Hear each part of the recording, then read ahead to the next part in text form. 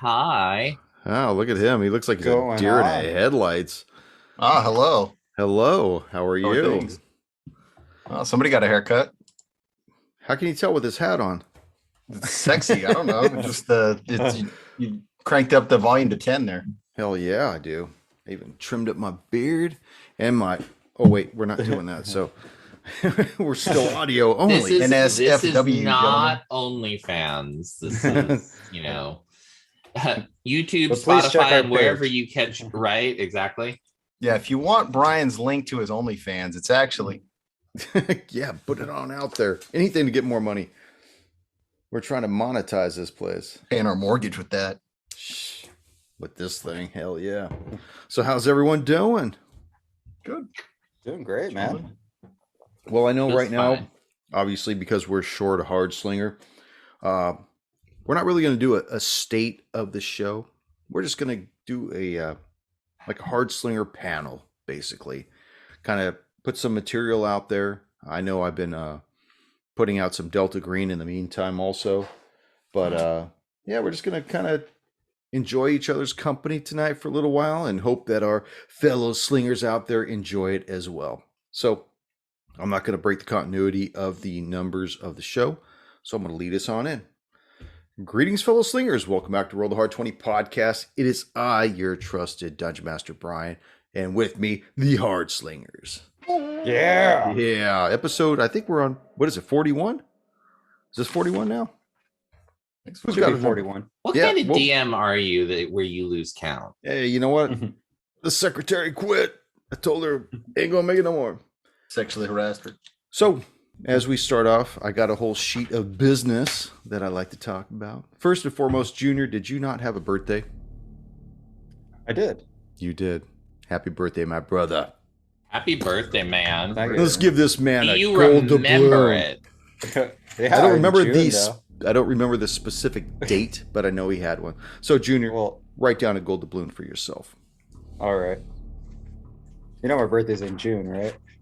No, it's not. It is. That's why I was like, do you have a birthday Oh, this year? I was shit. like, yeah. No, you know what Everyone it is? does. Give me that gold doubloon back. It's actually Chris's birthday. Yeah, Probably. it was Quite not January 15, I think it was. Or his is February 15th or January 15th. It's one of those two. His brother and him are like a month apart, so What's your don't get birthday, that. Ryan? My birthday is December 2nd, quite some time ago. December 2nd. My wife's the Wow. third. Hmm? My wife's is the third. My uncle's is the 3rd, actually. That'll be easy to remember. Yeah, Mhm. Brian's is the first. That's right. And so is your And twin when's my brothers. birthday? Yeah. You have a twin brother? I have no, I have two younger brothers that are twins. I was gonna And they're say, born have on them sit a- in one time. One of them Well- actually looks similar to me. I'm going to scratch your name off these notes because no, it is not your fucking birthday. And I'm going to write down no gold. Oh, sorry. I already put it down. Hand off the chess piece. Fuck you. No gold doubloon. So, moving on with our business, you know what? I got a shout out. We have a shout out.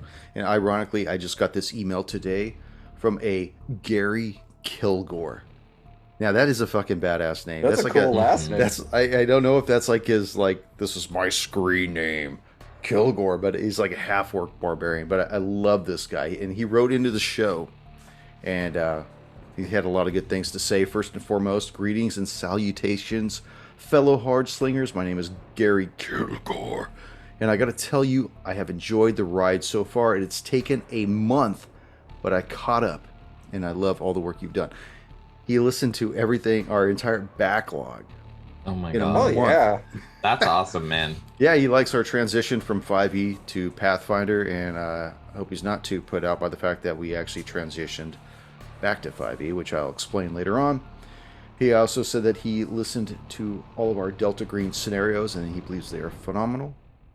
He says, and me, as a keeper / handler, have been doing an amazing job with the detail and explanation with the things that they have been running into. My hat off to you, and I bow in respect, and may you forever roll a hard 20. Hell yeah. Gary, I'm going to need you to send me your email, your address, so I could send you out a D20, a gold doubloon, and of course, one of our stickers with the logo. Hell yeah. Hell yeah. That's awesome, man. Man, Free talk about month it. subscription to Brian's OnlyFans. Yeah, and as far as I know, it nobody paid him to say those things, but whatever. Next, bringing up the whole aspect with our going into from 5e to Pathfinder and then back to 5e, I think it was a mutual decision from all of us to an effort to streamline our combat and expedite our skill checks.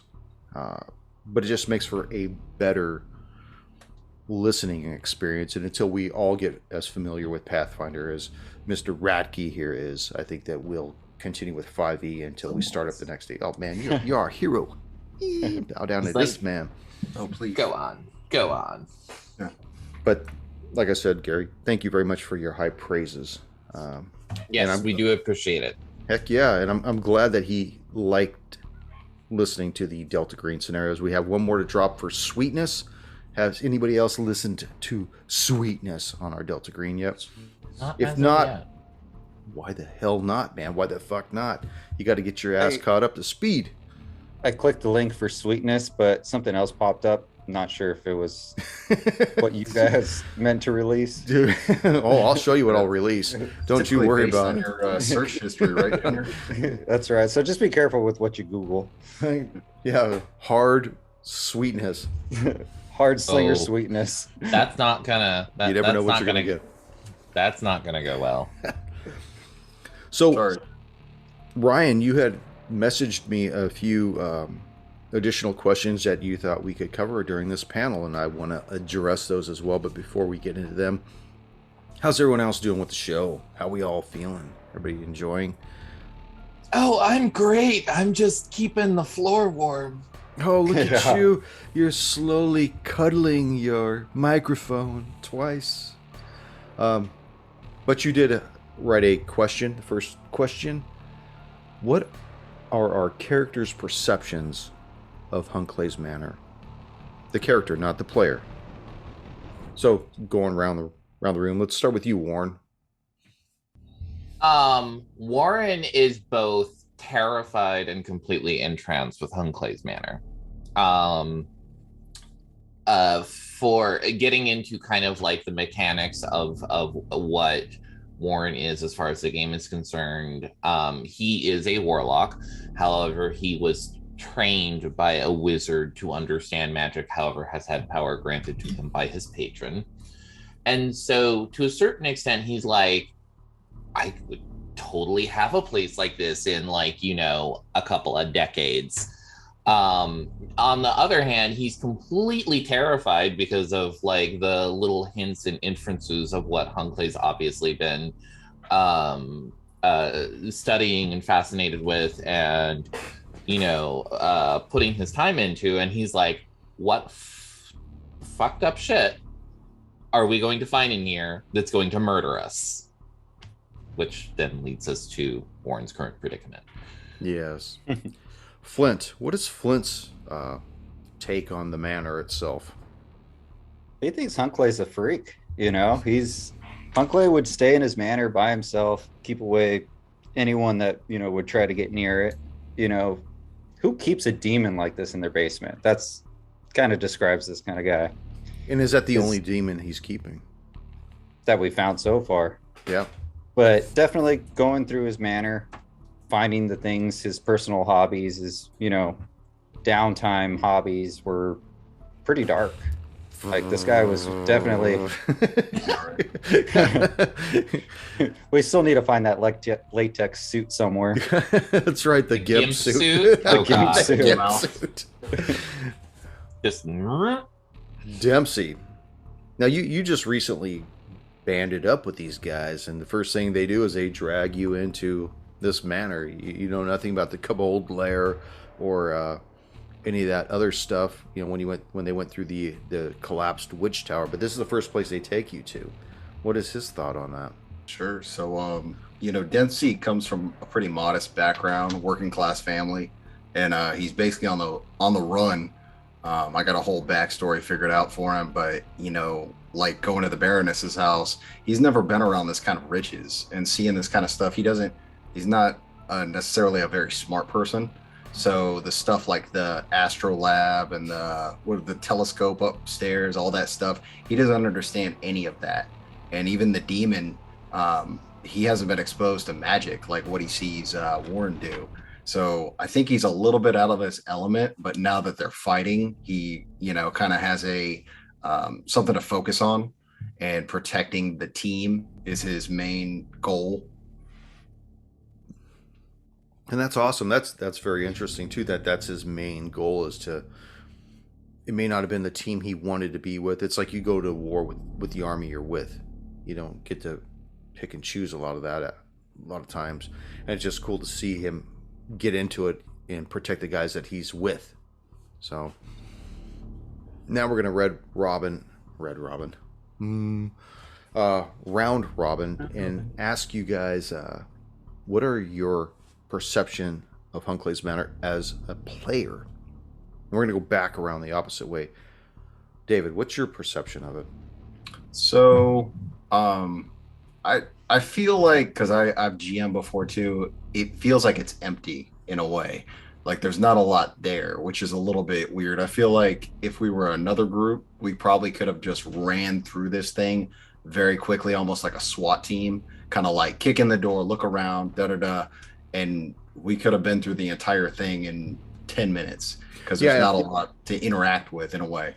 And I was going to add to that question also that I missed that part. And how is it similar to other APs you've been in or ran to it? So I'm glad you picked up on that and just basically ran with it. But yeah, other groups probably could have just SWAT teamed this whole place. But then again, we're not other crews. Yeah, I mean, no. Women and children first. women and warlocks first.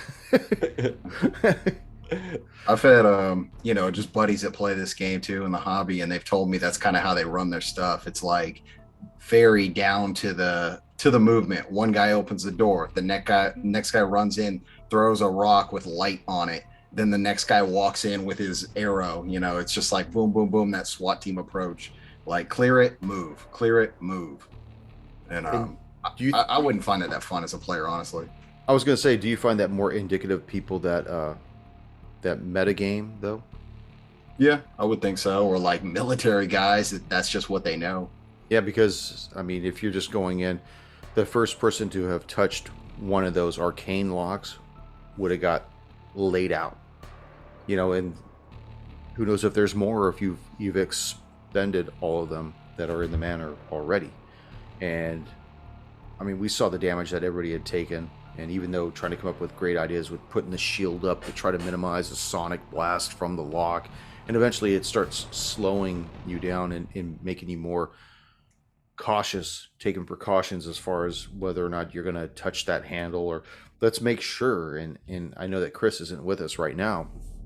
He's always with us in spirit. But he had messaged me after the last episode and said that he really enjoyed how everyone was more methodical and described a lot of their actions and stuff. And honestly, I thought it was pretty cool. People really want to get involved with, what's this door look like? What's in this room? What's in that drawer? What does the handle look like? What side is the hinges on it? I think it adds a level of description and depth to the show that a lot of people hand wave, but I think a lot of people also want to read about or hear about it anyways. But Flint, sorry. Flint, you got to take a backseat. Right. Junior. Flint is starting to, or sorry, not Flint, myself. You got me. I don't feel so bad now. I'm starting to think that he's kind of like not a main grand picture guy. Like he's someone doing a certain part of a job to unlock a bigger picture of something. Like he's entitled to do a certain job, whether it's something to do with this demon in the basement or something that we haven't figured out yet. But that's how I'm feeling with all the interest of oh, well, we need to collect articles of his house and, take inventory of everything. It's like, well, if his family's out of town, who are they? Who wants to collect these things if it's anonymous, other than, the next of kin? There's not much information about that as well.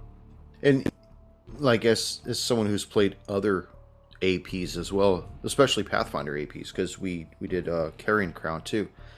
How does this how do you look at this compared to other APs that you've played in as well? I know we've had our fun playing with Carrion Crown. We were stuck in the prison forever, and that was another thing that I enjoyed, was the attention of detail. We were going through rooms and no stone left unturned. We were making sure we got every piece we could find. Yeah, you guys went. I mean, what was it? How many doors were in that place? Oh, a shit ton. And then there was a place we were avoiding because there was a haunting that we didn't want to deal with. And we again, because he'd already fuck with you every time you go in and had to run past him. He'd like attack you guys and shit. But what about you, Ryan? As a player, I find that this is very fascinating. So, like, most of our sessions are typically an hour long. And what I know, sometimes we'll record multiple sessions at once. And so I find it fascinating because we have seen the map of the layout of this, and you're like, oh, that's not that bad. We can totally, run through this. No. There's a lot more detail that's in there. And I enjoy how this place is actually kind of like laid out almost like a manor or a villa or something like that, and like there's a little bit of story in each room. There's the help, and I'm spacing on his name, that's being locked away. There's Methesnick.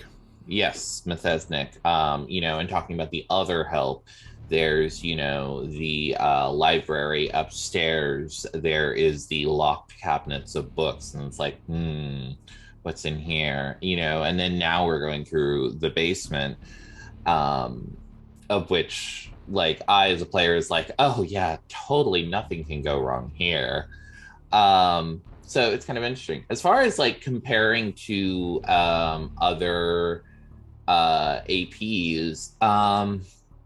I don't know if I've run into like one that's in like kind of a similar setting, but like one of my favorite games that I played in the last few years was actually a Prince of the Apocalypse game, which had a lot of awesome stuff in it, and it was very like open-ended, and like you can storm a bunch of like the different like cultist keeps and other things like that. And I also appreciate how there's certain aspects of this game that feel a little open-ended, like, okay, the Baroness has tasked us with this. Well, what are we going to do and prep for it? What other information are we going to gather? Oh, hey, look, a map of the cottage that we're going to, go and inventory and stuff. So, and there's been a lot of stuff that I've been able to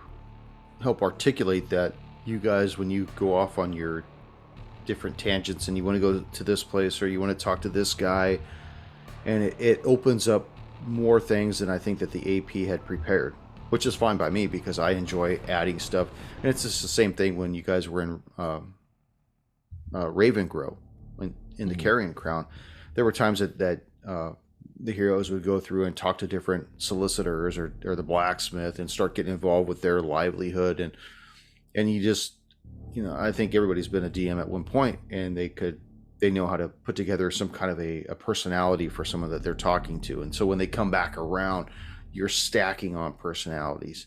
As far as the manner for me, watching you guys go through it and investigate stuff and watching how everyone's making their moves and when certain things are triggered or when certain things are discovered. I mean, yeah, there's a lot of stuff in there that I could see that would entice each and every one of you in some way, especially Warren with the books and stuff. And the Baroness had tasked you guys to go in there and take inventory of this place, and yet you have all these temptations that maybe you don't want to inventory it, maybe you want to take it, and then you got voices in your head telling you take it, stuff like that, and then something lays you out, and then here you are sprawled out and having a great old time.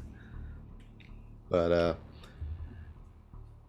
now this is another question that you proposed. How does our character feel in 5e versus Pathfinder? Now, this is a question that you proposed, like 5e versus Pathfinder back to 5e, or like comparing the two to each other? Yeah. So which like one? I mean, well, like, so for me, Warren, and I'm certainly willing to admit that part of this is likely stemming from the fact that I'm less familiar with Pathfinder, but I feel very directionless with Warren as a character. And also, too, part of that is that with the rule set for Pathfinder that we were using, there's not actually a warlock class. So I was like hand jamming a sorcerer into a warlock. Finger banging? What? Yeah. Don't mind the bottle of lube over there. It helps make it go smoothly. But no, whoa. I don't like for his OnlyFans page. Exactly. And that's going to be the running joke tonight, and possibly the next time. Yeah, just there is, as Pathfinder, Warren felt far less effective. I didn't feel like I had as many good options of actually putting the character together as I did in 5e. To me, 5e feels much more, it's the different choices you can make for your class, the race, the class, and the background, and then the choice of like subclass or archetype, whatever you want to call it, gives it a very like interesting, clean look to me for a character, and you're able to nuance a lot of it a lot more than in Pathfinder. Pathfinder to me feels there's so many different choices that you can make that it's easy to have kind of a goulash. Junior, like analysis paralysis. Yeah, I was going to say that actually. There's times that you get in that where you have so many choices that you just you lock up. I'm like, fuck it, generic cleric. Yeah, good. Yeah. Junior, what was your take on when we between the two systems, which are both, by the way, as far as DM, GM, Judge, Ref, Handler, all that other stuff, I like them all. It doesn't bother me either way, and I enjoy them. And we will eventually get back to Pathfinder, which I'll explain later on. But Junior, what was your take with the 5e versus Pathfinder? My main one was, like we just said, was you had so many options that it would paralyze you. You're like, oh, I could do this or I could do that. The other thing was I didn't mind playing Pathfinder as much. I actually kind of enjoyed it. The only thing is that I feel with anything, practice would have made improvement in the sense of there's so many things on like certain saves or reflex saves that you can do for Pathfinders to evade certain things versus 5e just kind of being like, all right, this is the road you're taking. Here's your options. Yeah, I think with any system, it's probably best if we had started off at level 1, or even like with Dungeon Crawl Classics, level 0, where you go through the character funnel. Sorry. Don't you start out with like 40 people, and it's like the survivor? I think it's like 5 or 10 people that you go through the funnel with, and whoever the survivor is, your baby. That's your baby. That's Moses in the basket right there for y'all. Yeah. But what about you, David? What did you think because you're currently in a 5e game right now too, right? Yeah. Outside of this, and I'm proud to also admit I'm playing 5e with my kids. Recruited some neighbors' kids and my neighbor, so that's pretty cool. I think it's more streamlined. I don't want to use the word simple. I want to stay away from simple because I think it's It's loading. grades it. That's cop Yeah, out. for sure. I like 5e. I'm getting more used to it, and to Junior's point, there really are. There's so many like little +1s and +2s and stuff, which is cool. But you can sit there for hours. Like, well, let me look up that rule. Hold on. Whereas 5e, it's like you either don't have initiative or you do. You know, and if it's like a GM, I feel like it would be a lot easier to be like, sure, you're in a shadow, so I'm going to give it to you, like that kind of stuff on the fly, instead of being like, well, let me see what the rule is on that. As far as the build for Dempsey, I feel like it's very similar.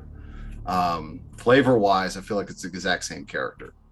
But either way, I like him, and I like this character. I like the story I've built around him, behind him, and I hope I get to like, whittle that out to the listeners eventually. Yeah, and that's something you and I will continue to stitch together in our off time, so we know when to bring it into play. Because I still got that recording that we made. As far as for my own personal preference between 5e and Pathfinder, I like them both. I think that people might say that 5e is ambiguous in certain rules, and I don't think that's true. I think that what it does is it covers, it has a broader stroke on certain things, whereas Pathfinder is more minute, where it really picks in the smaller pieces. And I think they both get the job done. I think they go around the mountain a different way, but they still wind up where you're going to be at. And the reason why we went back to 5e is because 5e will get us around that mountain faster.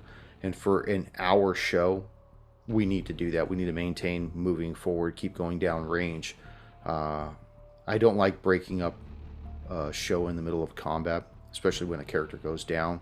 I would prefer to keep going, but I didn't unless see you want a Cliffhanger, cliffhanger. baby. Yeah, that's true. And I totally fed into that. I like watching war, and I keep listening to that That was last 3 awesome. minutes. Yeah, it's enjoyable for me.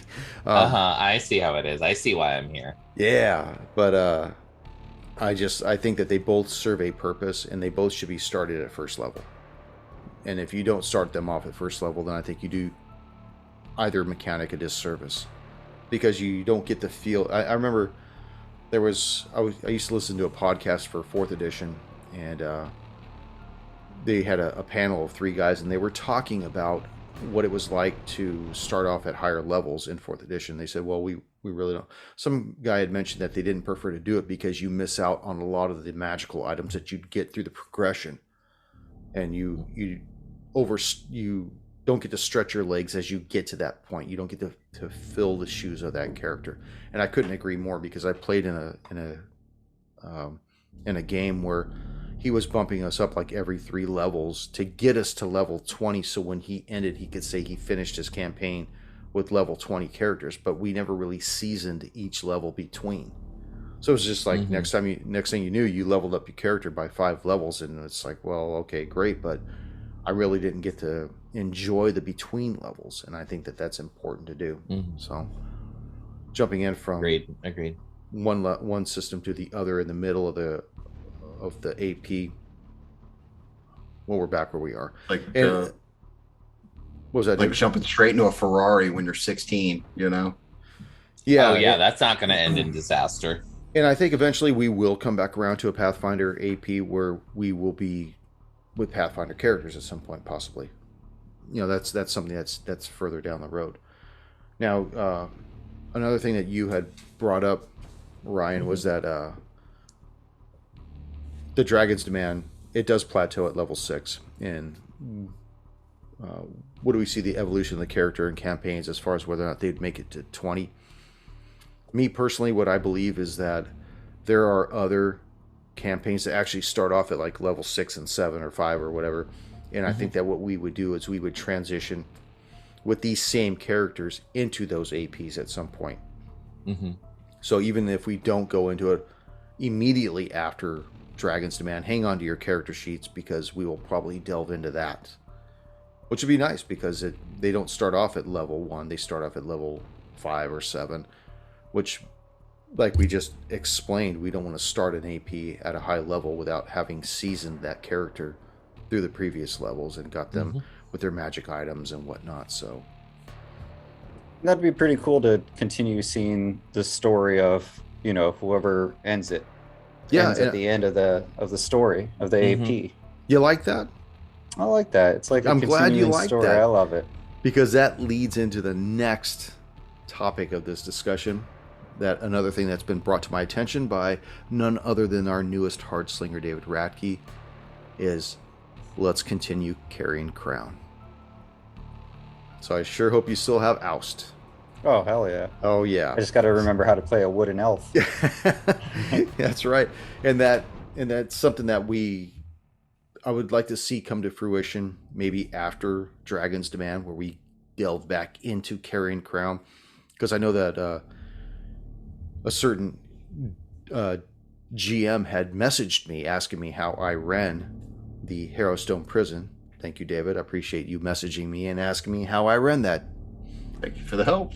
Because he was actually running book 1 of Carrion Crown. Remember when I gave the toast and the shout out to him at the table? You know, your window was right beside him. But yeah, I think it would be kind of cool to see how you guys finish doing the defense of the beast of Lepidstadt. You know, and I think I'd already mentioned to Ryan that he would probably be working with the prosecution on that, and that's something I still want to maintain. And whereas Oust would still be a clerk that represents the investigative clerk that represents the defense, and we could have David's character and Chris's character fall on whatever sides of that.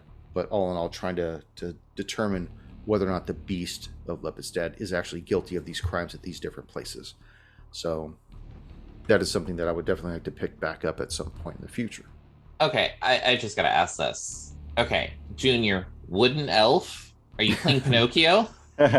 No, when we were doing the introductions of the characters a while back, when we first started the AP, I introduced my character as a wooden elf when I meant to say something else. The wood elf, yeah. A wood elf, so it just kind of stuck with me. It's just a play on words. It just thought it was hilarious anyways. And I hope that the listeners out there have actually listened to Carrion Crown, and if they haven't, get caught up. It's an amazing AP. I didn't write it, but I really enjoyed running it. So cool. I was gonna just try to chime in, and I've got a whole thing of like a Suicide Squad idea for my character, like somebody that gets pressed into it and as kind of a way to redeem themselves. So I'm super excited about that too.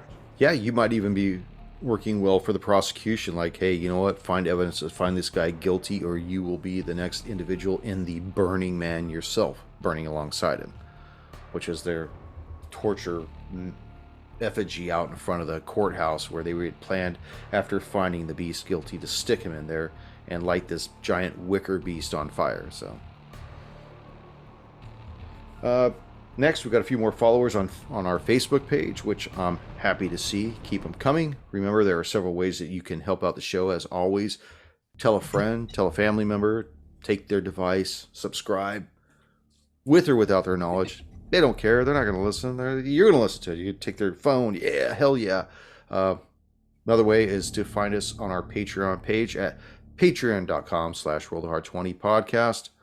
For as little as $1 a month, you too can help keep these awesome lights going. Oh, somebody didn't pay their bill. Oh, there's another bill out. Okay, well, we're going to fire this back up. For an audio podcast, you wouldn't see that, but I turned the lights off. Back on. Now we're going to go round robin. Shut up, Junior. I see you over there laughing. David, what else you got to add to the show? Give it to me. Shit, put me on the spot, huh? Now I'm going to put each and every one of you on the spot, but at least you get the first knowledge. Everybody else, the first be spot. ready. Be ready. Just excited to be here and sounds great. Moving on. No, just keep going. Tell me. I got nothing. I don't know. I'm more of a one shot wonder here. Junior. What's up, baby?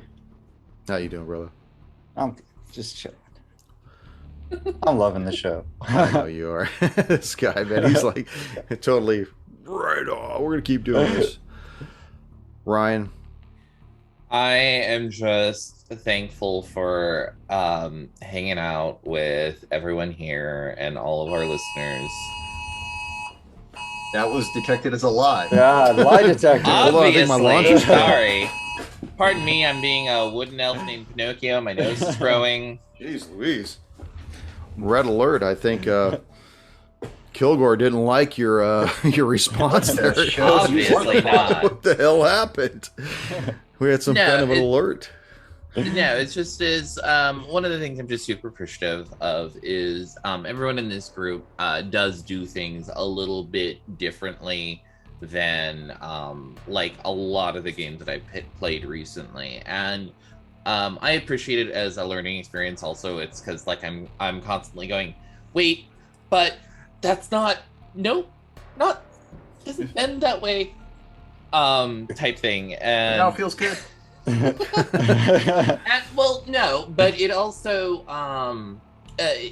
like anything is you learn new ways to do things. You learn new ways to interpret things, and I just really appreciate that with this group. So, Well, you've been with us for a while. We've all been. That's not a Nazi, so. No, I'm just putting my hand up to. Yes, second row, blonde hair to the right. So Brian kind of touched on this, and it's something. For Whoa, players. I don't admit to Definitely touched on anything. this. Dinner was good at your house the other night, though. By the way, no. So I've heard on other podcasts where they'll do like a cut scene. Maybe they're in a long combat or something, or there's some kind of like exposition they want to get out about a character's backstory, and that's something Brian and I have kind of worked on together. And he actually recorded something, and I don't want it to become like the Dempsey show. So I would love to, if you guys and Chris have stuff about your backstory, your characters. I write for a living. That's what I do. So I'd love to work with you guys on something, get some sort of scene like that going too, if it hits you and you're inspired. But I definitely think that's a cool thing to have for the show. That is a cool thing, and I appreciate that. I mean, Brian's got it has a nice short story about Warren that he gets to work with too. So, And I have been, every time I get an opportunity, I pick on him just fuck with his mind just a little. And I couldn't wait actually to play tonight so I could fuck with him a little bit more, and I just didn't get that opportunity. But yeah, I always encourage everybody to give me some kind of a feeling off their backstory and their motives and what drives them and fears and things that encapsulate their entity of their character, so I could make their character more rich in the story rather than just a page of stats, anything like that. I mean, I've always been about that. Or I'll even take the liberty of doing something with their backstory. I think I did that with Rafu at one point, with the whole hand thing, and we put his whole thing together where he was part of a band of killers and he turned his back on them. This is during the Riders of the Storm campaign and stuff, when it was coming to close to the conclusion, which I totally enjoyed running that. And that's always something that we were supposed to pick back up when they went. They stayed back in time. Remember, like some of the people went back and they ended up staying. That's always something I wanted to touch back on at some point. But alas, we don't have all the players again, so it'd be futile. But time to do a reunion podcast. I actually reached out to Koosh, and he said that he is playing in a game. Not a recording, because I guess because of the his company won't allow him to record anything. So, but eventually, if he makes his way back down to, I almost said back down here to California, which I'm not in California, but who knows? At some point, maybe we'll be able to have him back on the show, which would be nice because he was very fun to play with. Or we just get him like a voice changer, weird, get like a mask. Now you're talking. Yeah. Then show me the body. We'll call him Bane. Solution on the skin. There you go. Or it gets the koosh again. Well, does anybody else have anything else to add to the show of this evening? I think we've actually covered quite a wide breadth. Yeah, I mean, surprisingly for putting together just a brief outline and touching base on a lot of stuff and just free-forming it, I think we got a lot of stuff exercised. But I, for one, as the DM, couldn't ask for a better panel of players, you guys. I wish Chris was here. He already knows that. But I think, like I've said before, and I keep saying it because it's the only thing that makes sense to me, is when you finally find the dish with the right ingredients, it just serves everybody so well. And Absolutely. yeah. So Italian of you. This is just like my mother used to make. God rest her soul. Oh, you show respect. I'm suddenly envisioning you as like a vole on Zootopia.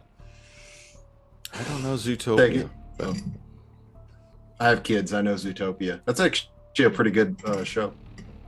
And Shakira did the music, so that's what's up. Somebody trying to flush a toilet over there, or what the hell's that noise? I think it's my coffee cup. Oh, I thought Junior was trying to work the handle behind himself or something. This thing ain't gonna I had flush. it on mute.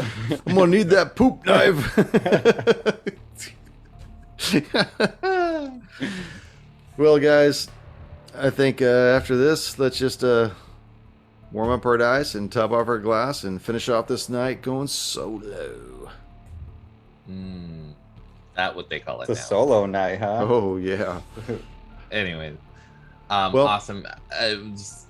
I loved just chatting with you guys about the game too, and obviously wish Chris was here. And hey, if he was, then we can figure out what's going on with this demon. Yeah, we'd be playing. But you know what? Sometimes it's great to kind of get outside the skin of the characters and actually just lay down some bullshit, and I like that. So, once again, Gary Kilgore, I appreciate everything you said about the show. Remember, give me your address so I can send those things out to you. Other than that, guys, have a good night. I'll see you next week. And we'll finish off Alright. Warren for good. Uh-oh. Damn it, I've got to write a new backstory.